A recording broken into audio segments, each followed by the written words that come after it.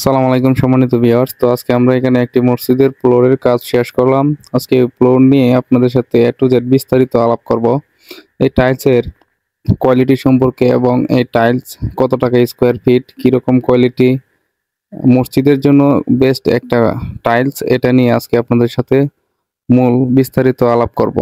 তো পুরো ভিডিও জুড়ে সঙ্গেই থাকুন। 24 ইঞ্চি বাই 24 ইঞ্চি এই টাইলসের সাইজ। 2টি টাইলস দিয়ে একটি মুসলা তৈরি হয়। তো আকিস কোম্পানির এই টাইলসটা তো মোটামুটি ভালো কোয়ালিটি সম্পূর্ণ একটি টাইলস। চাইলে এই টাইলসটা আপনারা মসজিদে ব্যবহার করতে পারেন। তো কালারটাও আপনারা দেখছেন মোটামুটি ভালো একটি কালার। তো এই টাইলস সম্পর্কে যদি আপনাদের আরো কোনো বিস্তারিত জানার থাকে তাহলে অবশ্যই কমেন্টের মাধ্যমে জানিয়ে দিবেন, অথবা ডিসক্রিপশনে ফোন নাম্বার দেওয়া থাকবে, স্ক্রিনে ফোন নাম্বার দেওয়া থাকবে, চাইলে আমাদের সাথে সরাসরি যোগাযোগ করতে পারেন। আর আমাদের কাজগুলো কিরকম হয়েছে একটু জানাবেন কমেন্টের মাধ্যমে। আর টাইলসের যে কোনো পরামর্শ জানতে চাইলে অবশ্যই আমাদের সাথে যোগাযোগ করতে পারেন।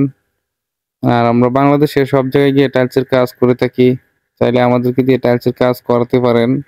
অথবা টাইলসের A to Z যে কোনো পরামর্শ আপনাদের দরকার, টাইলসের দাম এবং কোয়ালিটি, কোন টাইলসের কোয়ালিটি কেমন, একটু যাচাই বাছাই করে কিনবেন, এসব সম্পর্কে জানতে চাইলে আমাদের সাথে যোগাযোগ করতে পারেন।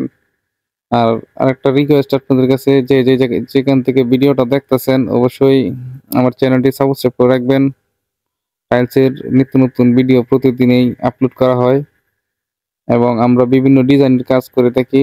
ডিজাইনের কাজ যদি আপনারা দেখতে চান, এই সম্পর্কে কোনো কিছু জানতে চান, তাহলে আমাদের চ্যানেলটা যে একবার ঘুরে আসতে পারেন।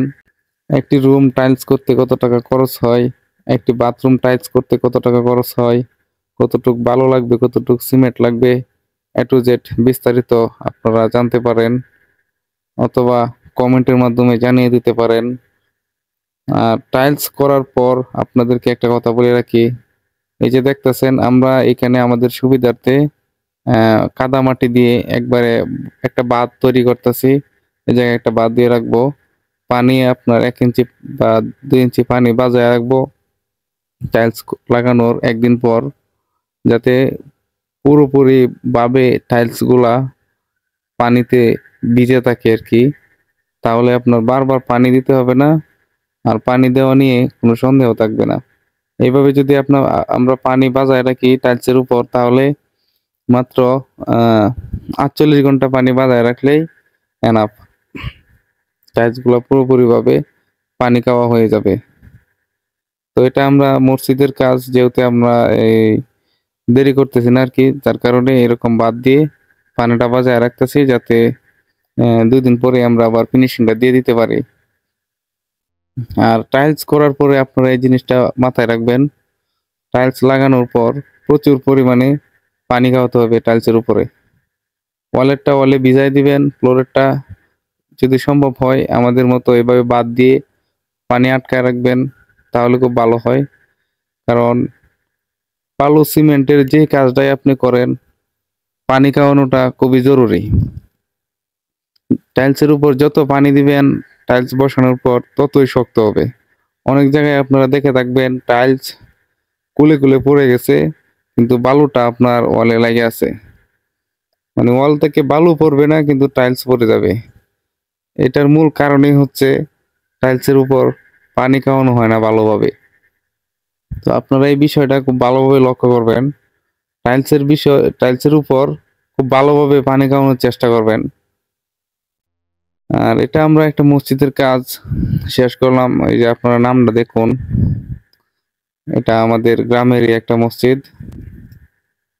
আর মসজিদের কাজের জন্য আপনাদের 100% ডিসকাউন্ট তো থাকবেই, এটা আর বলা লাগে না সব সময়।